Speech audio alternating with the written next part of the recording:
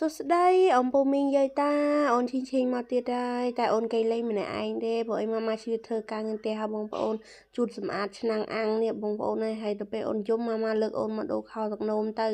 តែអូននឹងលើកជើងឡើងផុតក្បាលចូលចិត្តកេងលើកជើងបងប្អូនហើយអូននឹងហើយទៅម៉ាម៉ានាំអូនហ៊ុញកង់ហ៊ុញដើរលេងខាងក្រៅព្រោះអីតែអូនយំហើយម៉ាម៉ាហ៊ុញអូនដើរហើយកុំឲ្យអូនយំទៀតអញ្ចឹងហើយអត់មានអីទេបងប្អូនហើយនៅស្រុកចិននេះសតតែភ្នំបងប្អូនមើលទេសភាពហើយរុញអូនពីអ្នកអាបងដើរខាងក្រៅទៅរើអាបងមួយទៀតកូនបងស្រីខ្មែរក៏បែបផ្ទះដែរបងប្អូននោះគ្នាដើរលេងនេះមកលេងមកអូននេះ